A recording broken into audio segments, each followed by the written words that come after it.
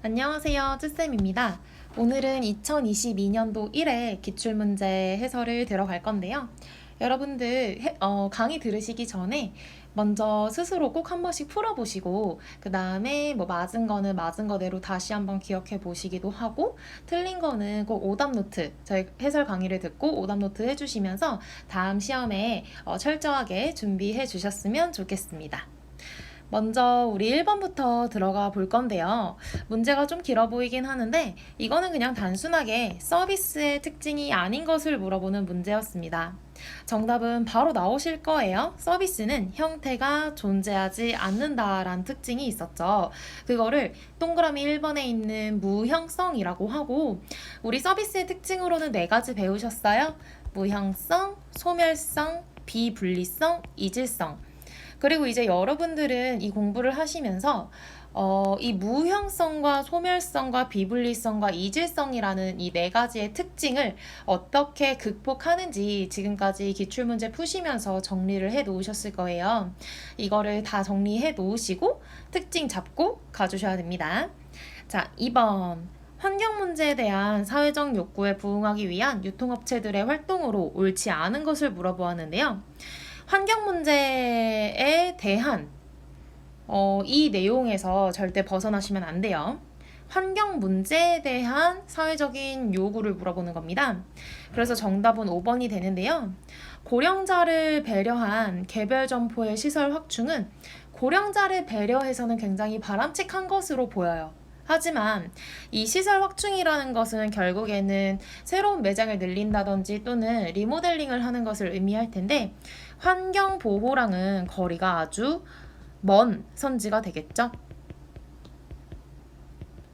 새로운 건물을 신축하거나 또는 리모델링을 할 때는 굉장히 많은 자재들과 설비들이 들어가기 때문에 그렇습니다. 자, 3번으로 가겠습니다. 유통경로의 필요성을 설명하는 원리로 옳지 않은 것을 물어보았는데요. 여러분 이 질문도 좀 익숙하게 보시는 선지들일 거예요. 먼저 바로 정답 나오는데 고정비 우위의 원리가 아니라 우리는 변동비 우위의 원리라고 공부를 하셨습니다. 그 다음에 이제 2번째 총 거래수 최소의 원리. 이거는 당연히 여러분들 알고 계신 거죠? 중간상이 존재함으로써 총 거래수가 줄어든다라는 이론이었고요. 그 다음에 집중 저장, 다른 말로는 집중 준비의 원리라고도 부르는데 이 집중 준비의 원리도 질문을 많이 주셨던 부분이에요. 이거는 뭐냐면 도매상은 대량의 재고 보관을 하고 그리고 소매상은 소량의 재고 보관을 해서 이 도매상과 소매상의 기능을 분리시킨 거죠. 분리시키면 결국에는 이 친구들이 자기가 필요한 만큼만 최적화시켜서 보관을 하게 되기 때문에 사회 전체적으로 봤을 때 총량이 줄어든다라는 이론이었습니다. 그 다음에 분업의 원리는 당연히 배우셨던 거고요. 우리 1번이랑 5번이랑 대비되는 변동비 우위의 원리로 이렇게 4가지 꼭 기억해주고 가셨으면 좋겠습니다.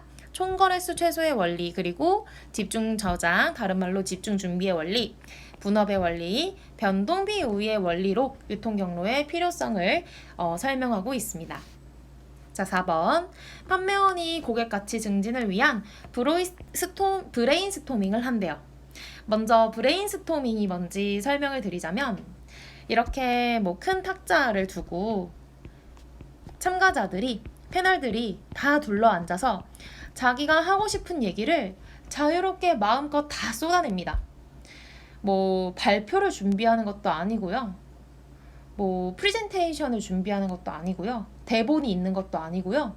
전혀 그런 격식을 차리지 않고 자유롭게 막 대화를 하는 거예요. 그렇게 대화를 하다 보면 이제 이런 장면을 브레인, 뇌가 스토밍, 폭풍 치는 것처럼 막 정신없다라고 해서 이제 이걸 브레인스토밍이라고 부르는데 이렇게 자유롭게 대화를 하는 도중에 해결책이 결국에는 도출이 될 가능성이 높다 이렇게 보는 기법이에요. 그래서 1번 보시면 아이디어의 양을 중시한다. 맞아요. 수많은 아이디어들 속에서 하나라도 골라낼 수 있으면 그건 우리 성공이다. 이렇게 보는 거죠. 당연히 자유분방한 분위기를 조성하고요. 아이디어를 결합시키고 아이디어를 끊임없이 개선시키는 거예요. 의견에 대해서 비판하지 않습니다. 모든 의견을 다 수용하고 존중하는 거예요. 그쵸? 5번 보시면 개인의 의견이나 창의가 전혀 수정, 개량되지 않도록 한다라고 하는데 아니죠. 끊임없이 개선되고 개량되어 나가는 과정이죠. 그래서 정답은 5번이 되겠습니다. 자, 5번 갈게요. 중간상은 제조업체와 소비자 사이에 위치하면서 다양한 문제를 해소해 주는데 이에 대한 내용으로 일치하는 것은? 자, 1번 상품 구색의 불일치를 해소해 주는 기능. 바로 매매 기능이 해당이 되겠습니다. 자, 생산 단위, 수량이죠, 수량. 수량과 구매 수량의 불일치를 해소해 주는 기능. 이것 또한 매매 기능이 가진 특징이네요. 생산 시점과 소비 시점의 불일치 해소는 창고 생각나시죠? 보관 기능이 가진 특징이고요. 장소적 불일치를 해소해 주는 것은 운송 기능. 그래서 정답이 5번이 되는데요. 이 경로 구성원 간의 수직적 갈등이 해소된다라고 하는데 오히려 이 생산자와 소비자가 직접 거래할 때보다 물론 이제 중간상이 있음으로 해서 굉장히 많은 효용이 발생을 해요. 위에 1, 2, 3, 4번에서 보셨던 것처럼 뭐 구색의 불일치도 해소되고 뭐 단위의 불일치도 해소되고 시점의 불일치도 해소되고 장소의 불일치도 해소가 되죠. 하지만 이렇게 도매상과 소매상이 끼게 되면 그에 따른 문제점도 당연히 발생하게 돼요. 뭐냐면 경로 구성원들 간에 수직적 갈등이 일어날 가능성은 오히려 구성원이 늘어나니까 오히려 커지는 거죠. 갈등이 증가할 수 있다. 이렇게 바꿔줘야 되는 겁니다. 그래서 정답은 5번 골라주시면 되겠고요. 자, 6번으로 가보겠습니다. 판매원이 갖추어야 할 지식 중 시장 지식에 관한 것만 나열한 것을 골라라 했어요. 자, 이 시장 지식이라는 것은 어떤 우리 브랜드, 우리 기업이나 또는 우리가 만든 제품, 우리가 사온 상품에 대한 지식이 아니라 우리가 타겟으로 한 고객, 그리고 그 고객을 둘러싸고 있는 우리가 처해 있는 시장의 환경, 이런 것들만 골라라 라고 한 거예요. 그래서 정답은 1번 고객에 대한 지식과 상권에 대한 지식이 해당이 되겠고요. 동그라미 2번에 있는 업무나 회사는 우리 기업에 대한 정보, 제품의 가격과 할인 조건은 우리가 판매하는 상품에 대한 정보, 동그라미 4번은 우리 기업, 그리고 동그라미 5번은 우리가 만든 상품에 대한 정보를 의미하기 때문에 나머지 4가지는 전부 다 말이 안 되는 거죠. 시장 지식에 대한 내용이 아니죠. 그래서 정답 1번이 됩니다. 자, 7번으로 가보겠습니다. 소매업태 변천 과정과 관련된 이론 골라라. 새로운 형태 소매상은 저가격, 저마진, 저서비스로 시작해서 자, 소매 시장에 진입하게 되어서 기존의 고가격, 고마진, 고서비스의 소매업태와 경쟁하게 된다 해서 시간의 흐름 느껴지시나요? 자, 시간의 흐름을 키워드로 한 소매업태에 관련된 이론은 소매업 수레바퀴설이었습니다. 자, 나머지 키워드들도 우리 오랜만에 잡고 갈게요. 소매 수명 주기는요, 도입, 성장, 성수, 그리고 쇠퇴라는 단어가 나와야 수명 주기라고 말씀드렸죠. 아코디언 이론은 특정 단어가 A, B, A, B 이렇게 반복이 되고요. 대리 이론은 선생님이랑 공부하지 않으셨었고, 자, 거래 비용 이론에서는 우리 변동비 우위의 원리 앞에서도 잠깐 보셨지만 변동비 우위의 원리로 공부를 하셨습니다. 플러스 여기 선지에 나오진 않았지만 여러분 변증법적 이론도 기억하고 계시죠? 변증법적 이론의 키워드는 정, 반, 합이었습니다. 조금 더 자세하게 설명드리자면 할인점과 백화점이 합쳐져서 할인형 백화점이 된다라고 자세하게 보셨기도 했고요. 자, 8번으로 가겠습니다. 너무 쉬운 문제예요.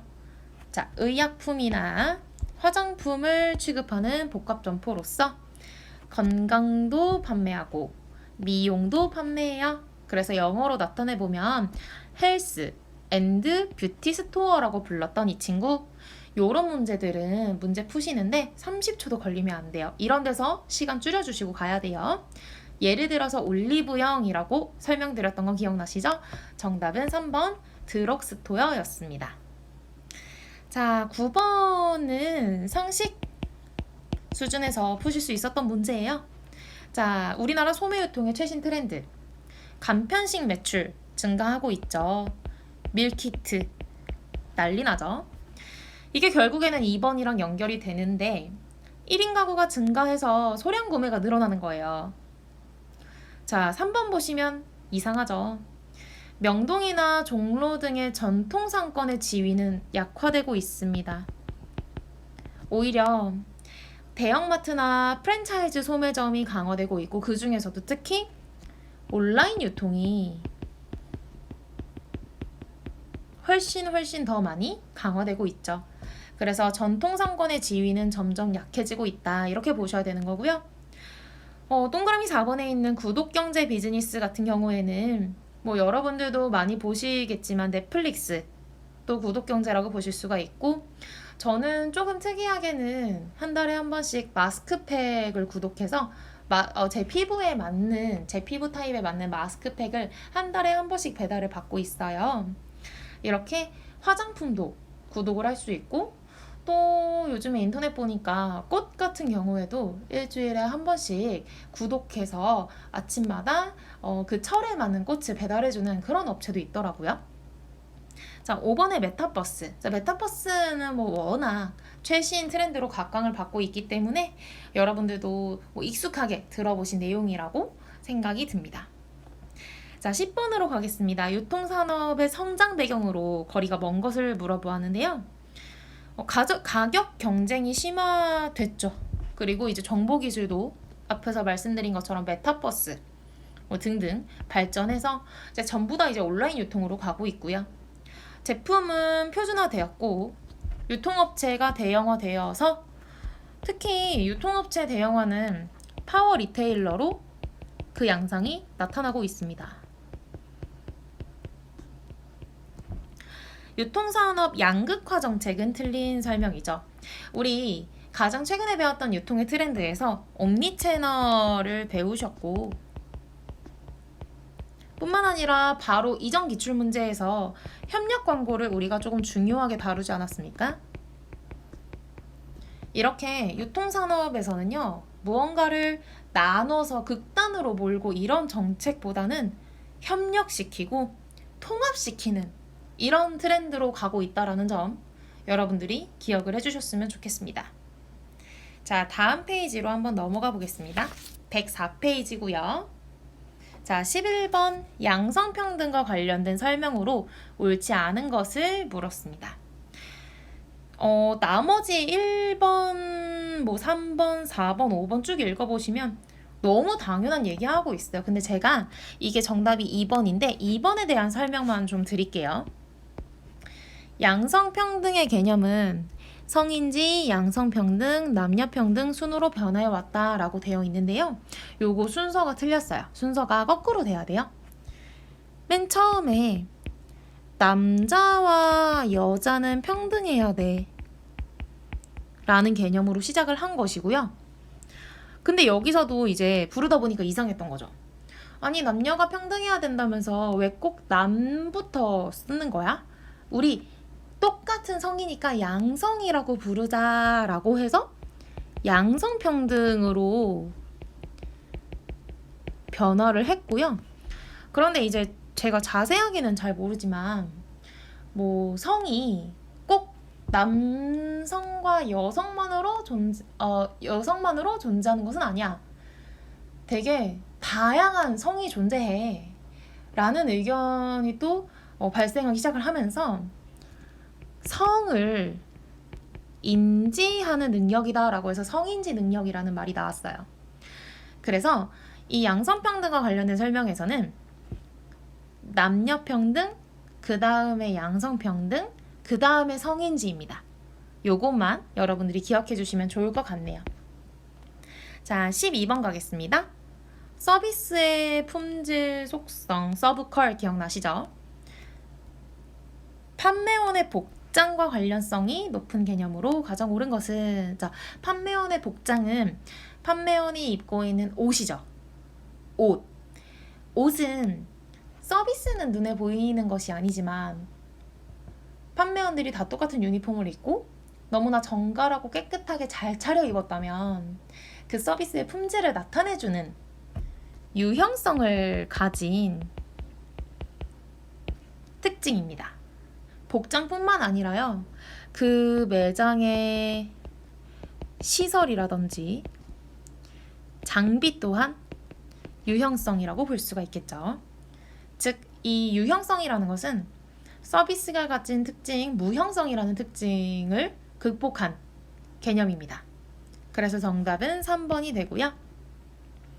자, 13번으로 바로 넘어가 볼게요. 직업윤리 물어봤기 때문에 상식 수준으로 푸실 수 있는 문제였고, 저는 이제 키워드만 잡고 갈게요. 봉사의식 좋아요. 직분의식 좋죠. 책임의식 당연히 가져야 하고, 선민의식, 선민의식은 우리 조금 더 친숙한 말로 표현을 해보자면 엘리트주의죠. 내가 학벌이 좋아, 내가 똑똑해, 내가 잘났어, 그래서 난 중요한 일을 해야 돼 라고 생각하는 그런 엘리트주의. 엘리트주의는 윤리에는 맞지 않는 걸로 우리 이제 봐주셔야 되고요. 마지막으로 이제 전문가의식 좋고, 요거는 이제 대부분 다 맞으셨을 거라고 생각이 듭니다. 자, 14번으로 가볼게요. 소매업의 특징에 대한 설명으로 옳지 않은 것을 물었습니다. 자, 생산자, 도매상, 소매상, 소비자까지 이어지는 이 유통 경로에서 여기 중간에 있는 소매업의 특징을 물어보았네요. 자, 1번. 유통에 있어서 최종 소비자와의 접점에 있다. 소비자랑 딱 붙어 있고 제일 가까이 있으니까 맞는 말이죠.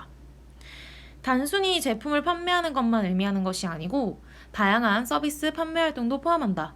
그렇죠. 쇼핑의 즐거움을 제공하기도 하고, 특히 요즘에는 이제 백화점 같은 데 가면은 문화센터가 있어서 교육 같은 여러 가지 부가적인 서비스를 제공하기도 하고요. 자, 상품과 서비스에 필요한 가치를 부과하여 최종 소비자에게 판매. 맞는 설명이죠. 자, 그 다음에 4번 보시면 이상해요. 사업 고객과 주로 거래? 아니죠. 사업 고객과 B2B로 거래하는 이 유통 경로의 구성원은 소매상이 아니라 도매상이었고요. 입지, 촉진, 점포 분위기는 상대적으로 덜 중요하다. 이게 그래서 도매상의 특징이었고, 소매상은 최종 소비자를 만나서 판매를 하기 때문에 입지, 촉진, 점포 분위기가 너무나 중요하다라고 배우셨습니다. 자, 최종 소비자들의 다양한 욕구를 충족시키기 위해 여러 형태로 진화하고 발전해왔다. 우리 굉장히 많은 종류를 배우셨어요. 정답은 4번이 됩니다. 자, 15번 갈게요. 요거는 여러분 요런 건 절대 틀리지 말기. 우리 두 번째 줄 오른쪽에 이제 보시면 온오프라인에 관계없이 동일한 가격과 프로모션으로 구매한대요. 요거는 바로 정답. 옴니 채널 나와주셔야 되는 겁니다. 자, 16번도 굉장히 쉬운 내용이에요. 공급망 관리를 의미하는 용어를 아주 단순하게, 이 용어가 뭐냐 물어봤어요. 제가 이거 영어로 하나하나 다 뜯어드리면서 설명해 드렸는데요. 다시 한번 볼게요. 자, 공급, 그리고 망, 그리고 관리, 이렇게 나눠서 봐주시면요. 공급은 서플라이, 망은 체인, 관리는 매니지먼트라고 해서 앞글자 따서 SCM이라고. 자, 다음은 17번입니다. 최근 소매업체 중에서 성장률이 높은 편이다 라고 하고요. 중요한 특징 몇 개만 집어보면 의약품 판매를 허용하기 시작했대요. 그리고 소비자가 소량으로 다빈도, 적은 양을 많이 구매하는 그런 형태가 증가하고 있고, 매장이 공급 초과되어 점주, 지점의 주인을 점주라고 하죠. 점주의 수익률이 악화되는 등의 다양한 논의가 필요하다라고 하는 것. 우리 이제 바로 직전 기출문제에서는 편의점 24시간 운영한다라는 특징으로 바로 잡으셨었는데, 여기서는 24시간이라는 말이 제외됐지만 약도 팔기 시작했고, 소량으로 여러 번 구매할 수 있게끔 제공하는 그런 소매업태로 편의점이 다시 한번 출제가 되었습니다. 자, 18번 상식 문제예요. 판매원이 지녀야 할 마음가짐으로 옳지 않은 것은? 정답은 2번입니다. 고객을 감동시키기 위해서 고객의 정보를 조사하고 기억하는 건 좋죠. 하지만 문제에서 뭐라고 했냐면 여러분, 매장 내에서라고 했어요. 고객과 함께 매장 안에 있을 때는 고객의 정보를 조사하면 신뢰가 되는 것이겠죠. 자, 요것도 상식으로 푸실 수 있는 문제였고요. 다음 19번으로 가보겠습니다. 우리 법 문제는 풀지 않기로 했는데 쭉 읽어보시면 정답이 그래도 쉽게 눈치로 채실 수도 있었던 문제예요. 왜냐하면 정답은 3번인데요. 3번 보시면 사업자는 안전하고 쾌적한 소비생활의 환경을 조성하기 위하여 물품을 제공함에 있어서 환경 친화적인 기술의 개발과 자원의 재활용 대책을 마련해야 한다라고 하는데요.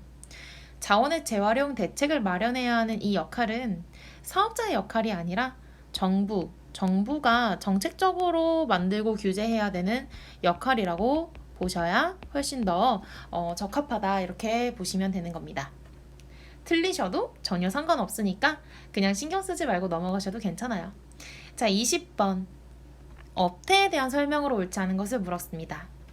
우리 업종이랑 업태 구별해서 배우셨던 거 기억나시나요?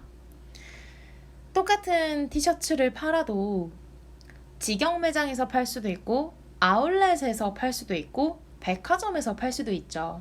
그리고 이렇게 어떤 매장에서 파느냐에 따라서 소비자들에게 다가가는 방식이 달라진다. 이것을 우리는 업태라고 했습니다. 즉, 업종이라고 하는 것은 무엇을 파는가? 뭐 예를 들면 외식업, 의류업, 또 뭐죠? 교육산업, 이런 식으로 무엇을 파는가에 따라서 나눈 것이라면 업종. 업태는 똑같은 물건을 팔아도 어떻게 파는가, 그 판매하는 방법에 따라서 나누어 놓은 게 바로 업태입니다. 자, 1번 보시면 업태는 상품의 영업 방법을 중심으로 한 분류이다. 맞는 설명이고요. 업태는 소비자를 중심으로 한 발상입니다. 소비자에게 어떻게 다가가느냐, 이거를 본 거죠. 자, 3번 판매 방법, 경영 방법의 차이에 의한 분류이다. 맞는 설명이고요. 4번 판매 방법의 유형에 의한 분류이다. 맞죠? 마지막 5번 무엇을 파는가를 중심으로 한 분류는 업태가 아니라 업종이다. 이렇게 고쳐주셔야 맞는 설명이 되겠습니다. 자, 21번입니다. 디자인이 좋은 제품은 품질도 우수할 것이라는 견해를 가지게 되는 것.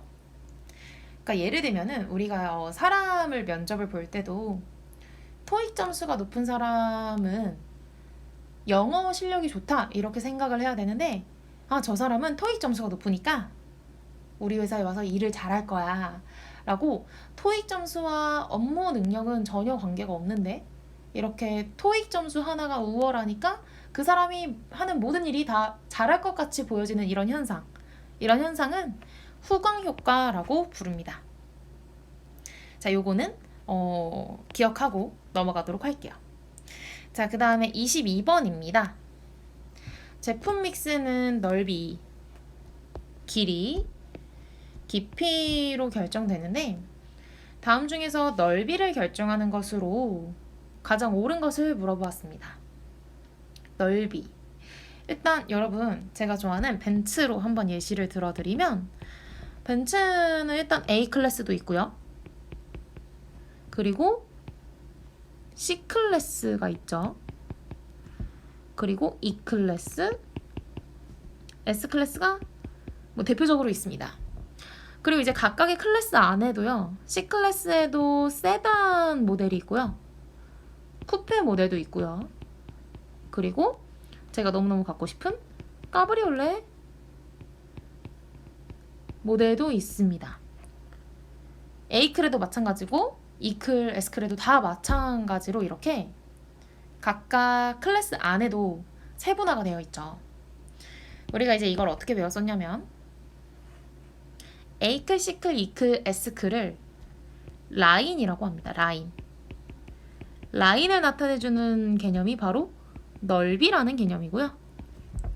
하나의 라인 안에서 세분화되는 것을 우리는 깊이라고 배웠습니다. 그리고 길이는 넓이와, 즉 가로와 깊이, 세로를 곱해서 한 번에 쫙 나열한 것, 이것을 길이라고 배웠죠. 문제에서는 넓이를 물어봤기 때문에 정답은 4번이 됩니다. 넓이를 물어봤지만 다음 시험에는 길이도 나올 수 있고 깊이도 나올 수 있으니까 전반적으로 공부를 하고 넘어가셔야 되는 부분이고요. 자, 23번 가겠습니다. 상품의 안전한 취급과 배송을 위한 라벨 표시 방법에 대한 설명으로 옳지 않은 것을 물어보았습니다. 이거는 여러분 상식 문제는 아니지만 상식처럼 푸실 수 있었을 거예요. 정답은 3번인데요. 배송 실패 최소화를 위해서 수취인의 이름과 연락처, 주소 등의 개인정보가 노출되도록 해야 한다가 아니라 개인정보 보호법에 의해서 개인정보는 전부 다 노출되지 않도록 별표 표시를 한다든지 아니면 동그라미 표시를 해서 이름의 한 글자라도 가려주도록 이렇게 표시를 해야 합니다. 자, 24번입니다. 점포의 혼잡성이 소비자에게 미치는 영향을 물어보았는데요. 일단 혼잡하다는 거는 지저분하고 더럽다라는 거예요. 당연히 점포가 혼잡하면 소비자에게는 부정적인 영향을 미칠 수밖에 없겠죠. 자, 문제를 한번 풀어보면요. 혼잡성은 소비자가 인식하고 처리할 수 있는 정보의 양을 제한합니다. 맞아요. 매장이 지저분하고 더러우면 제 눈에, 소비자의 눈에 모든 제품이 한눈에 들어오지 않아서 그 양이 제한되겠죠. 대부분의 소비자는 혼잡한 상황에서 바빠 보이는 직원에게 물어보고 상담하기를 꺼리게 됩니다. 혼잡한 상황에서 소비자는 구매를 연기하게 돼요. 충동 구매를 하지 않습니다. 이 충동 구매라는 개념은 POP랑 연결을 많이 지으면서 문제를 푸셨잖아요. POP는 깔끔한 매장에서 적당한 조명 아래에 포인트가 되는 광고 몇 개만 딱딱딱 있어야 소비자들의 눈을 끌어서 소비자가 충동 구매를 하게끔 유도를 해주는 역할을 하죠. 혼잡할 때는 소비자들은 충동 구매를 하지 않아요. 그냥 그 매장을 떠나버리죠. 그래서 정답은 3번이 되는 거고요. 나머지도 보시면 혼잡한 상황에서 구매 경험에 대한 고객 만족도는 대부분 낮습니다. 더러운 매장에 누가 다시 가고 싶을까요? 그리고 그 점포에 대해서 나쁜 이미지를 갖게 될 가능성 또한 크겠죠. 자, 다음 문제 25번으로 가겠습니다. 자, 상식 문제인데요. 칭찬을 할 때는 정답 4번. 구체적인 칭찬보다 추상적인 칭찬이 효과적이다 라고 나왔는데 이거 반대로 돼야 돼요. 추상적인 칭찬보다 구체적인 칭찬이 더더욱 효과적입니다. 예를 들어서 어떤 학생을 보고 너 참 예쁘다 라고 하는 것보다는 너 머리 잘랐어? 머리가 너랑 너무 잘 어울린다. 너 지금 입은 옷이랑도 되게 잘 어울려. 탁월한 선택이었어. 이렇게 구체적으로 칭찬을 해주는 것이 듣는 사람의 마음에 더 와닿을 수 있겠죠. 그래서 25번의 정답은 4번이 됩니다. 자, 다음 페이지로 넘어가 볼게요. 26번입니다. 26번. 조명 문제인데요. 점포 환경관리의 주요 수단의 하나이죠. 조명은 뭘 만들어주냐면 조명은 분위기를 만들어요. 매장의 그 전반적인 분위기를 결정하는 아주 중요한 역할을 하죠. 1번 보시면 상품의 사용 정보를 제공한다라고 했는데요. 조명이 정보를 제공하는 것이 아니라 사용 정보를 제공하는 것은 포장이 하는 역할입니다. 포장이 하는 역할. 포장의 근원적인 기능은 제품을 보호해주는 거지만 그 포장에 여러 가지 정보를 담음으로써 상품의 세부적인 사항들이라든지 사용을 어떻게 해야 되는지 방법을 알려주기도 하죠. 나머지 읽어보시면 조명이 분위기를 만든다라는 선지로 이루어진 것을 보실 수 있을 겁니다. 자, 27번으로 갈게요. 고객이 결정하기 힘들어할 경우 효과적으로 판매를 종결하기 위해 두 가지 대안 중에서 한 가지를 선택하도록 하는 결정 기법을 물어보았어요. 예를 들어서 제품이 A, B, C, D, E가 있어서 고객이 이제 이 수많은 제품들을 보고 뭐 사지? 너무 어렵다. 너무 고를 게 많잖아. 라고 이제 혼란스러워할 때 판매원이 나타나서 묻는 거죠. 고객님, 요즘에 A랑 D가 인기가 제일 많아요. A, D 중에 골라보시는 거 어떠세요? 이런 식으로 가정을 해서 물어보는 겁니다. 이거를 가정적 종결법이라고 불러요. 수많은 선택지 중에서 두 개를 골라주고 둘 중에 하나는 뭐가 좋으세요? 라고 묻는 거죠. 가정적 종결법. 즉, 여러 가지 중에 두 가지를 제시하는 판매 기법입니다. 자, 28번으로 넘어가 볼게요. 제품을 효과적으로 판매하기 위해 시연하는 방법을 사용할 경우 화장품을 손등에 직접 발라본다든지 또는 대형마트에서는 시식도 시연의 한 가지 종류에 포함이 됩니다. 자, 1번. 일반적으로 너무 긴 시간을 시연에 할애하는 것은 바람직하지 못하다. 그렇죠. 너무 긴 시간을 할애하면 안 돼요. 고객이 질려서 떠나버리죠. 상품을 사전에 점검해서 완벽한 제품을 보여주어야 고객이 이 제품을 구매할 확률이 더 커지겠죠? 시연은 고객이 직접 사용해보도록 하는 편이 효과적입니다. 그래서 매장에서 시식 코너를 설치를 하는 것이죠. 고객이 요청하는 상품은 마지막에 고객이 요청하는 상품은 그 상품에 흥미를 가졌다는 거니까 바로 그 흥미가 욕망으로 이루어질 수 있도록 바로 즉시 제시하는 것이 효과적이다. 정답은 4번이 되겠습니다. 너무 많은 상품을 제시하면 혼란스러울 수 있기 때문에 두세 개 정도만 제시를 하는 것. 바로 위에 가정적 종결법이랑도 연결이 되겠네요. 자, 29번입니다. 상식 문제고요. 판매원이 매장에서 지녀야 할 기본적인 태도와 관련된 설명으로 옳지 않은 것을 물어보았습니다. 정답은 3번인데요. 신발은 슬리퍼를 준비하여 편안하게 응대한다. X. 단정한 구두나 하다못해 운동화라도 착용하여 깨끗하고 단정한 이미지를 주는 것이 가장 중요하겠죠. 자, 30번입니다. 요거 오랜만에 나온 문제네요. 일단 상품의 분류를 먼저 여러분 기억을 되살리고 가시면 우리 이제 상품은 세 가지로 나누어 보았을 때요. 편의품, 선매품, 전문품이 있었어요. 편의품의 예시로 저는 사탕을 들어드렸고 선매품의 예시로는 가구나 가전 등의 TV나 냉장고 같은 제품을 말씀드렸고요. 전문품으로 제가 항상 말씀드리는 벤츠를 예시로 들었었죠. 편의품은 개방적 유통경로, 다른 말로 집약적 유통경로를 선택하고 선매품은 선택적 유통경로, 마지막으로 전문품은 전속적 유통 경로를 선택합니다. 자, 이제 지문으로 가서 보시면요. 소비자들이 여러 브랜드들의 품질, 가격, 스타일을 기준으로 비교하고 구매하는 상품으로 구매 시 약간의 시간과 노력이 투자된대요. 그러면 바로 중간에 있었던 선매품에 대한 이야기구나, 이렇게 눈치를 채실 수 있었을 겁니다. 예시로 TV나 냉장고, 세탁기 등의 가전제품을 선생님이 말씀을 드렸었던 것도 기억해 주시고요. 자, 31번으로 가보겠습니다. 소비자가 상품을 통해 다른 사람들에게 요게 중요해요. 자신의 위치나 개성을 표현하면서 얻을 수 있는 편익은 다른 사람이 존재하지 않으면 표현할 의미가 없다라는 뜻이에요.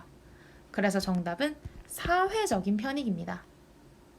사회 속에서 다른 사람들과의 관계를 맺으면서 나의 위치, 나의 개성을 표현하면서 얻을 수 있는 편익이라는 거죠. 자, 32번입니다. 브랜드의 계층 구조 중에서 구형 브랜드와 구분해주거나 품질이 개선된 것을 나타내기 위해 사용하는 것으로 옳은 것을 물어보았습니다. 이건 이제 이거예요. 아반떼로 한번 예를 들어볼까요? 아반떼가 제가 뭐 정확하게는 모르는데 제일 최신으로 나온 게 아반떼 CN7이죠.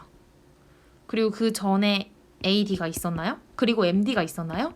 뭐 확실하진 않습니다만 이렇게 구형 모델을 신형 모델과 구분해주면서 우리가 좀 이렇게 업그레이드를 했어 라고 표현해주는, 그러니까 똑같은 아반떼이긴 한데 우리가 올해 새로운 연도가 돼서 업그레이드를 했단다, 디자인도 살짝 바꿨단다 라고 표현해주는 이 뒷부분에 있는 이 애들 있죠. 이거를 브랜드 수식어라고 합니다. 지금 눈에 보이니까 생각난 거는 아이폰도 마찬가지죠. 아이폰도 매년 뭐 1년 또는 뭐 2년 주기로 해서 아이폰 3, 아이폰 4, 5, 6 쭉쭉쭉쭉 지금은 13까지 나왔나요? 이렇게 똑같은 아이폰인데 업그레이드 구형 모델과 다른 신형이 나왔어 라고 표현을 해주는 거, 이거를 브랜드 수식어라고 부릅니다. 브랜드 수식어.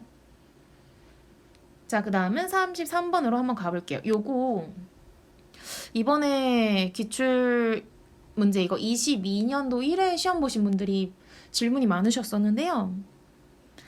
헷갈리실만 해요. 그래서 여기서 한번 우리 확실하게 잡고 갑시다. 서비스 품질 평가 요소 중에, 즉 서브컬 물어보고 있습니다. 판매원의 능력, 판매원의 지식, 판매원의 예의 등을 통해서 고객이 느끼는 서비스 품질에 대한 믿음과 관련된 것입니다. 이거 정답은 2번 확신성인데요.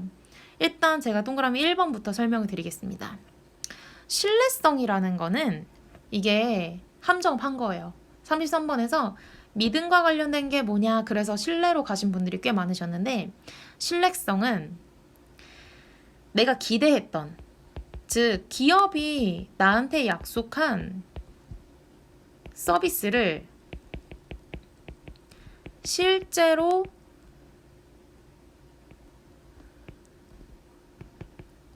수행하는 능력이 높을 때 우리는 신뢰성을 가질 수가 있습니다. 문제에 있었던 판매원의 능력,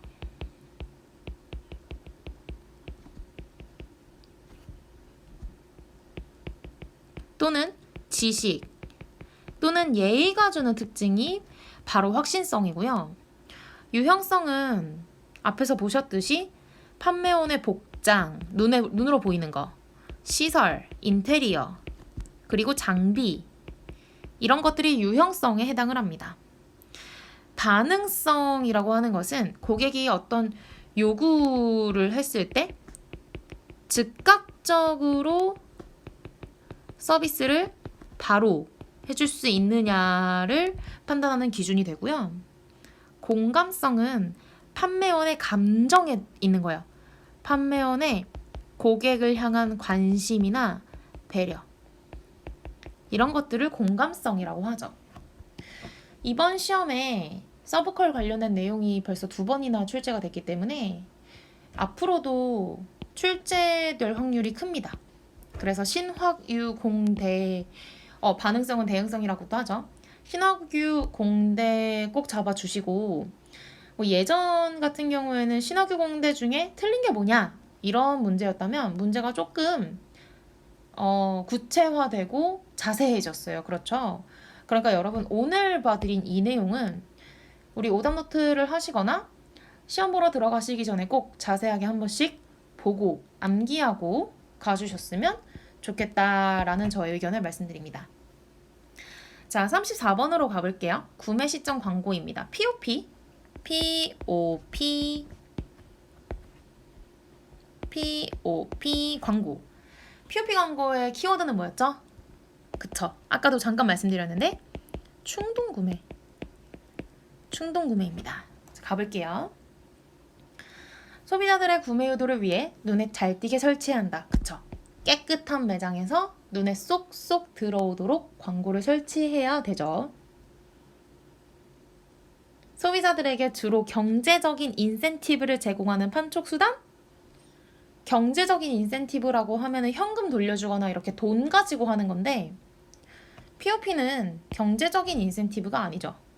충동 구매를 유발하기 위한 판촉 수단입니다. 소비자가 상품을 구입하는 최종 지점, 포인트 오브 퍼체이즈, 최종 지점에서의 광고이고요. 그래서 이름이 구매 시점이죠. 상품의 실물대, 포스터, 알림보드를 활용할 수 있고, 구매 시점 광고는 소비자의 관심과 구매 행동에 긍정적인 영향을 줄 수 있습니다. 충동 구매를 유발할 수 있다는 겁니다. 자, 35번으로 넘어가 볼게요. 점포 선택에 영향을 주는 점포 속성 변수에 대한 설명으로 옳지 않은 것을 물어보았습니다. 우리가 점포 속성 변수를 자세하게 공부하진 않았지만 쭉 한번 읽어보세요. 그러면은 딱 정답일 것 같은 게 바로 눈에 보이는 그런 경험을 하실 수도 있을 겁니다. 자, 1번. 의복을 구매할 때와 가전제품을 구매할 때 소비자들이 고려하는 점포의 특성은 달라진다. 그렇죠. 당연하죠. 고관여 제품을 구매하는 경우 점포 선택에 대한 의사결정을 심사숙고할 가능성이 높다. 자, 고관여라는 거는 대부분은 고가의 제품이에요. 예를 들면 자동차. 내가 특히 좀 더 가격이 나가는 외제차를 산다라고 하면은 나 무조건 벤츠! 이러진 않겠죠. 요즘에 볼보가 좀 핫하다던데? 볼보도 한번 가볼까? 이왕 돈 쓰는 거 다 구경하고 다 타보고 사야지? 그러면 이제 벤츠도 가보고 아우디도 가보고 BMW도 가보고 볼보도 가보고 이렇게 의사결정을 조금 더 일정 기간을 두고 심사숙고해서 결정을 할 가능성이 훨씬 더 높아지죠. 사탕 하나 살 때보다 자동차 살 때 고민을 더 많이 하게 되지 않겠습니까? 당연히. 점포 이미지라는 이 특징은 점포 선택뿐만 아니라 상품 선택과 브랜드 선택에도 영향을 미칩니다. 그렇죠. 점포가 주는 이미지가 상품의 이미지를 결정하고 내가 이 상품을 샀을 때 어떤 효용을 얻을 수 있을 것이냐, 그런 이미지도 결정을 하게 돼요. 자, 4번. 소매점은 광고나 촉진 활동 같은 소매 믹스 변수로, 우리 소매 믹스 변수로 포피 배우셨는데 뒤에서 다시 한번 할 겁니다. 소비자의 점포 선택에 영향을 미칠 수 있습니다. 그래서 그렇게 광고나 촉진 활동에 많은 돈을 투자하는 거죠. 자, 마지막 5번. 소비자들의 점포 선택에 영향을 주는 점포 속성 변수. 점포 속성 변수라는 게 점포가 가진 특징이라는 거잖아요. 그런데 여기에 인구 규모 및 가구 수, 세대 비율이 점포의 특징인가요? 아니죠. 인구 규모와 가구 수, 세대 비율은 대표적인 인구 통계적 변수입니다. 즉, 사회 거시적인 특징을 나타내 주는 거고요. 점포의 특징을 나타내 주는 것이 아니다. 그래서 정답은 5번이 됩니다. 자, 36번 가볼게요. 소매업체가 고객의 입점 유도와 궁극적인 매출 증대를 위해 원가나 일반 판매가보다 훨씬 싸게 책정한 상품을 의미하는 것이 뭐냐. 제가 실제로 있었던 일인데 얼마 전에 차를 타고 가다가 길거리에서 그냥 도로에서 되게 크게 이런 간판이 있는 거예요. 간판에 뭐라고 적혀 있었냐면 복숭아 한 박스에 10,000원 이렇게 적혀 있었어요. 그래서 제가 놀래가지고 제가 또 복숭아를 좋아하거든요. 그래서 차를 세웠죠. 가봤는데 진짜 조그맣고 약간 색 바랜 것 같은 그런 복숭아가 한 박스에 10,000원이었고 그거 제외한 나머지 조금 멀쩡해 보이고 큰 사이즈의 복숭아들은 한 박스에 25,000원, 35,000원 막 이렇게 팔더라고요. 그러니까 일종의 제가 낚시를 당한 거죠. 낚인 거죠. 이렇게 복숭아 한 박스에 10,000원이야 이런 애들을 미끼 상품이라고 부릅니다. 낚시. 즉 소비자들을 우리 매장에 불러들이기 위해서 싸게 책정한 그냥 한두 개의 상품? 이런 거를 이제 미끼 상품이라 부르고요. 자, 나머지도 보셔야 되니까 뭐 잠깐 보고 가자면 단수 가격 상품은 4,990원, 뭐 9,900원 이렇게 마이너스 10원, 마이너스 100원을 해서 싸게 보이기 위한 상품을 단수 가격 상품이라 불렀고 묶음 상품은 말 그대로 함께 묶어서 판매하는 상품이고요. 유통업체 브랜드랑 제조업체 브랜드는 이거 워낙 많이 나와서 여러분 이거는 헷갈리시면 안 됩니다. 유통업체 브랜드 PB는 이마트 노브랜드에 해당하겠고 제조업체 브랜드는 뭐 여러분들이 알고 계시는 브랜드 다죠. 뭐 지금 제 앞에 있는 아이폰, 애플, 그리고 뭐 코카콜라, 뭐 또 뭐가 있습니까? 뭐 샤넬, 키엘 이런 브랜드들을 전부 다 우리는 제조업체 브랜드라고 부릅니다. 유통업체 브랜드는 노브랜드만 생각하시면 돼요. 저렴하게 팔고 광고 많이 때리지 않고 유통에 드는 비용을 줄여서 싸게 많이 팔아서 남겨 먹으려는 이런 전략. 노브랜드, 유통업체 브랜드입니다. 자, 37번 가볼게요. 서비스 관리를 위한 7가지 요소 7P를 물어보았습니다. 이거 여러분 4P 그리고 4P가 지난 플러스 3P 해서 합쳐서 7P 이렇게 부르는 거 기억하시죠? 먼저 4P에는 제품 같이 써보세요. 가격, 유통,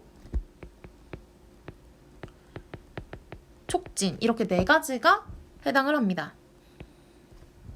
그리고 3P가 추가되는 게 people, process, 마지막으로 physical evidence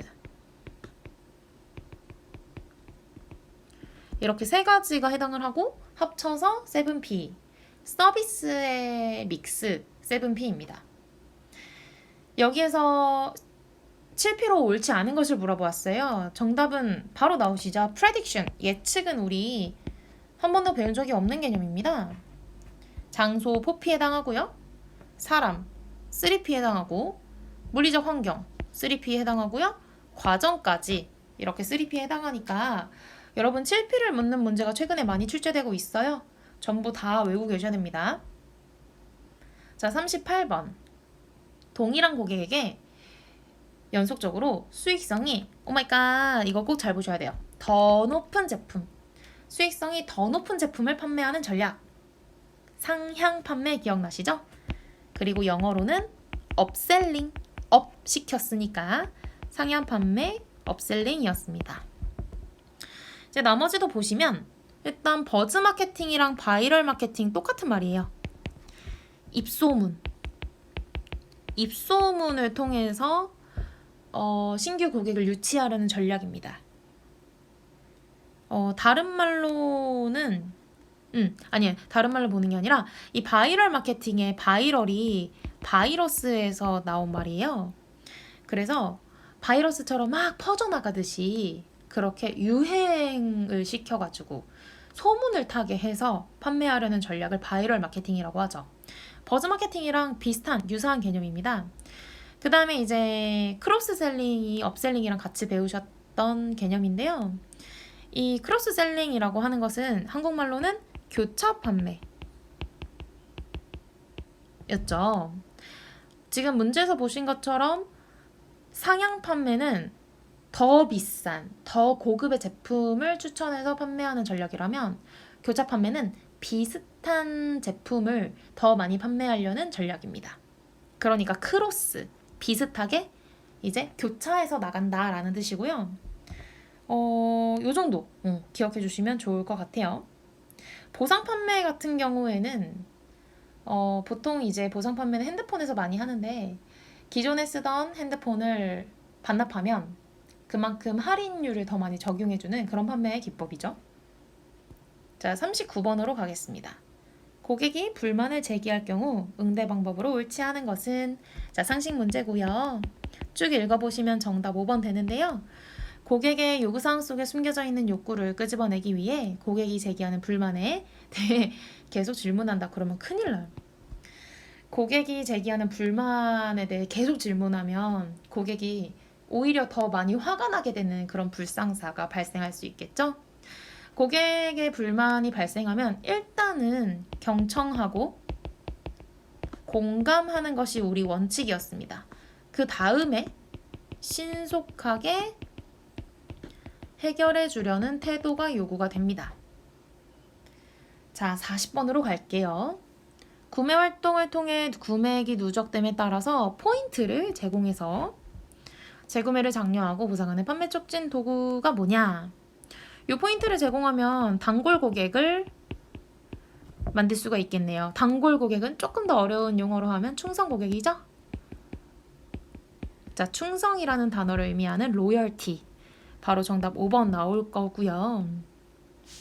나머지 사은품이나 할인 판매나 경품이나 쿠폰 같은 경우에는 재구매를 장려하는 도구라기보다는 신규 고객을 유치하기 위한 도구다. 이렇게 보시는 게 맞는 것 같습니다. 로열티 프로그램은 충성 고객 프로그램으로서 말 그대로 기존의 회원을 관리하는 프로그램이에요. 그래서 정답 5번이 되는 거고요. 자, 41번. 자, 레이아웃을 왜 하냐? 물어보았어요. 구매 편의와 구매 환경을 향상시킨다. 그쵸? 고객의 구매를 더 편리하게 도와주고 좀 더 쾌적한 환경에서 구매할 수 있도록 레이아웃을 구성하는 거죠.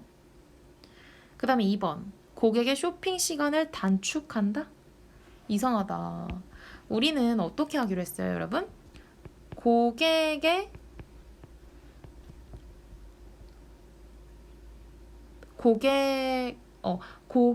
동선은 길게, 그리고 판매원의 동선은 짧게 해서 다른 말로 표현하면 고객은 우리 매장에 더 많은 시간을 들여서 쇼핑을 하도록, 판매원은 최대한 짧게, 동선을 짧게 해서 효율적으로 판매를 할 수 있도록 하기로 했잖아요. 우리 매장의 레이아웃을 구성하는데 고객의 쇼핑 시간을 단축시키고 싶을까요? 완전 반대죠. 고객의 쇼핑 시간을 늘리고 싶겠죠? 그래서 정답은 2번이 됩니다. 나머지도 보시면 매출액과 수익률을 향상시키는 게 우리 매장의 목적이고 매장 공간의 효율성을 향상시키고 싶어 할 거예요. 고객의 동선 길게, 판매원의 동선 짧게. 그리고 판매원의 동선 짧게 하니까 직원들의 작업 능률은 향상을 시킬 수가 있는 것이죠. 자, 42번입니다. 점포의 후방 공간을 물어보았어요. 후방 공간은 판매하는 공간 말고 주차장이라든지 또는 화장실 같은 눈에 보이지 않는 장소들을 후방 공간이라고 했습니다. 매장 이외의 부분이고요. 작업장, 사무실, 휴게실 맞고요. 점포의 생산성과 가장 관련이 높은 공간이 아니라 가장 낮은 공간이겠죠. 점포의 생산성과 관련이 높은 공간은 실제로 판매가 이루어져서 고객들이 돈을 내는 매장이죠. 그래서 정답 3번 쉽게 나오셨을 거고요. 이제 우리는 영업의 형태나 취급 상품의 유형 등을 고려해서 후방 공간의 비율을 결정해야 됩니다. 판매 상품의 후방 공간 체류 시간을 최소, 그러니까 재고로 남아있는 시간을 최소화할 수 있도록 하는 레이아웃이 당연히 필요하겠죠.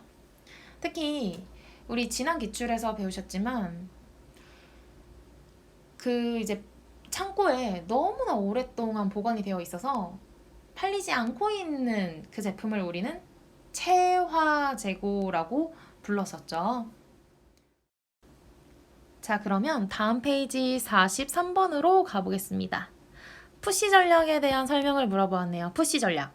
생산자가 도매상에게 의존하고, 도매상은 소매상에게 의존하고, 소매상이 소비자에게 판매하도록 직접 사람이 찾아가서 우리 제품 좀 판매해주세요 라고 설득하는 전략이 바로 푸시 전략이죠. 자, 1번 보겠습니다. 제조업자가 중간상을 대상으로 해서 판매 촉진 활동을 수행하는 것. 맞죠? 대체로 충분한 자원을 가지고 있지 못한 소규모의 제조업체가 푸시 전략에 의존합니다. 슬프지만 왜 그러냐면은 우리 보통 대량 광고를 할 때는 뭐 TV나 신문 뭐 이런 것들을 이용을 하게 되는데 TV에 30초짜리 아니 15초짜리 광고를 하는데도 몇 천만 원이 들잖아요. 그러니까 충분한 자원을 가지고 있지 못해서 이제 광고를 못 때리니까 이제 이런 소규모의 제조업체들은 직접 직원들이 발로 뛰는 거죠. 자, 3번. 판매원의 적극적인 판매 시도가 중요한 상품의 경우 푸시 전략이 훨씬 효과적이에요. 자, 4번.